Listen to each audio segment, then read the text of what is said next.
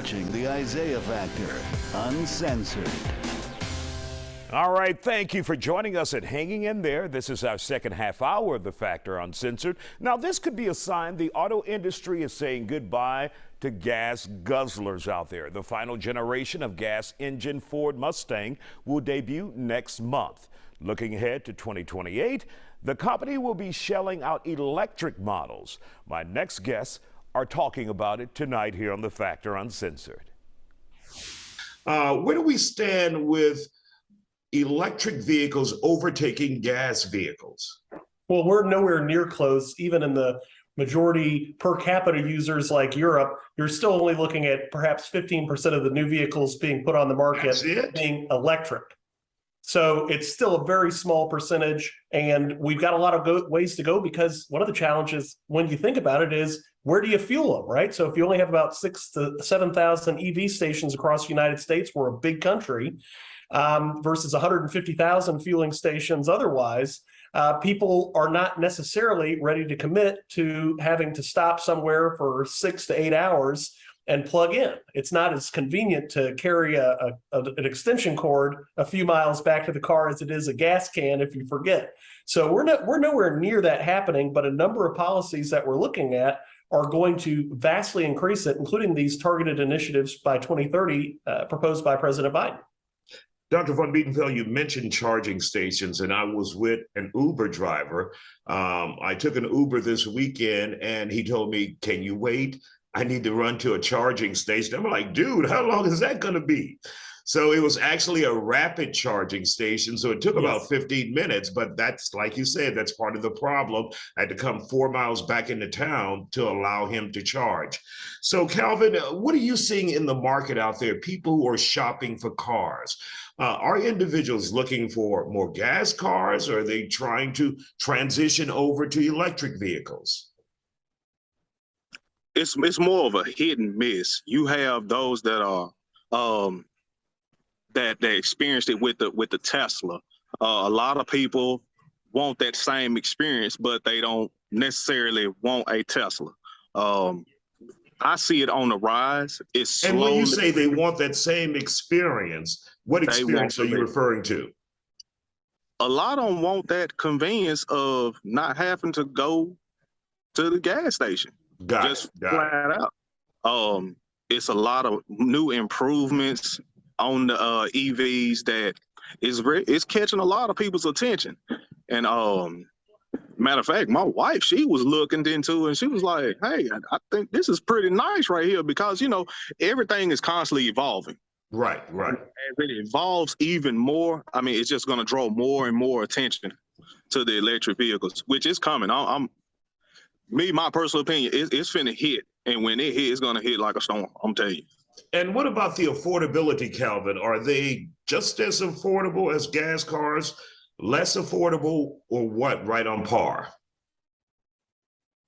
Well, it depends on the type of vehicle. You do have, let's say, for instance, the Spark, or you have other entry-level EVs that are very affordable.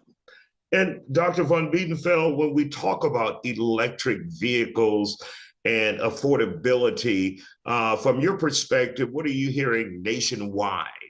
Nationwide, the statistics are pretty telling as far as people being more inclined, if they've had an experience, if they've ridden one, to like those vehicles, and then being able to justify paying for them, right? Because typically the low-end electric is going to be still more expensive than the low-end fuel. They've built in the R&D costs. So Ford, General Motors, Chrysler, they've already recouped that R&D from their diesel engines, from their turbo boost inline 4s and 6s.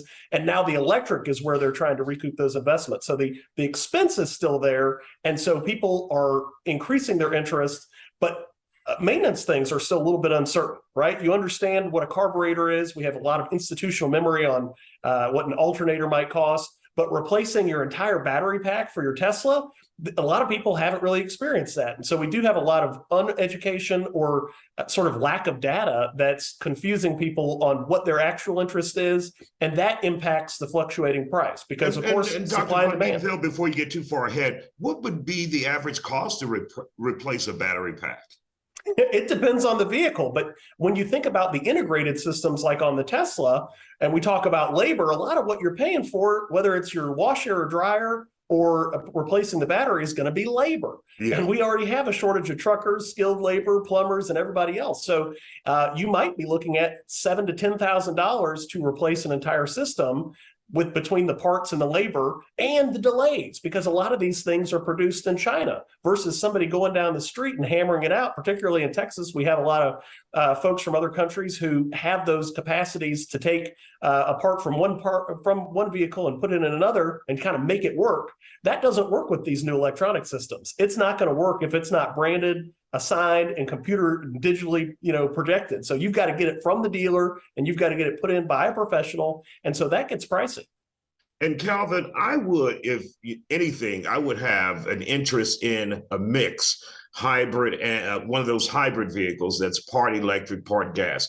Are those still selling? Those are. It's, I guess you would say the hybrid would be that consumer that is kind of undecided. It's giving them an option. It's giving them a great option to get a sense of what it's like to drive a all electric vehicle.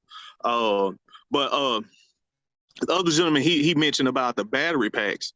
I have a couple of friends that own Teslas, and to my knowledge, their biggest issue is, where are the shops? Mm-hmm. Well, we want to thank you both for joining us here on The Factor Uncensored.